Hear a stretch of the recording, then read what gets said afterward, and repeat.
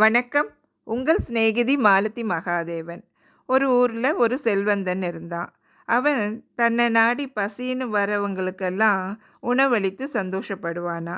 ஒரு நாள் வேலைக்காரன் உணவை பரிமாறிட்டு இருந்தான். அந்த நேரம் பார்த்து ஒரு பாம்பை தன்னோட கால்களில் பிடித்தபடி கழுகு ஒன்று மேலே பறந்து போயிட்டு இருந்ததாம். அப்போது அந்த பாம்பின் கொடிய விஷத்தின் ஒரு துளி தட்டுடன் நின்ற ஒருவனோட உணவில் விழுந்து விட்டதாம். உணவை உண்டவன் இருந்து மேலுலகில் சித்திரகுப்தன் முன்னிலையில் நிறுத்தப்படுறான்.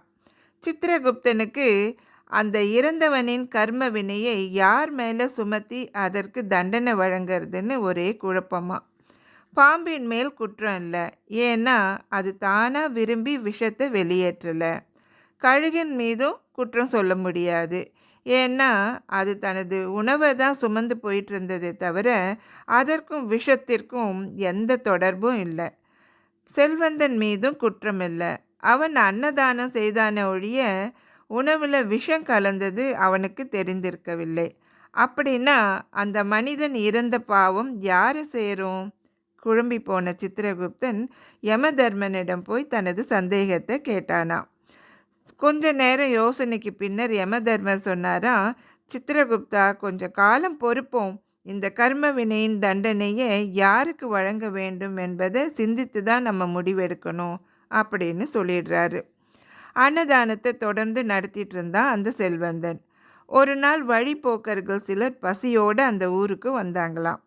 அங்கே ஒருவர் அன்னதானம் வழங்குவதை அறிந்து அவருடைய வீட்டுக்கு வழியே ஒரு பெண்ணிடம் கேட்குறாங்க. அந்த பெண்ணும் அவரது வீட்டை சுட்டி காட்டினாலாம். அதோடு நிற்கல அவ. அவங்க கிட்ட என்ன சொன்னா, நீங்கள் அந்த வீட்டுக்கு போனீங்களா, கொஞ்சம் ஜாக்கிரதையாக நடந்துக்கங்க. அந்த செல்வந்தர் சாப்பிட வரவங்களை விஷம் வைத்து கொள்வதாக கேள்விப்பட்டேன் அப்படின்னும் சொல்கிறா. அந்த காட்சியை கண்ட சித்திரகுப்தனுக்கு தனது சந்தேகத்திற்கான விடையும் கிடைத்தது. பழைய அந்த கர்ம வினையை இந்த பெண்ணின் மேல் சுமத்தி கணக்க முடித்தானா சித்திரகுப்தன்.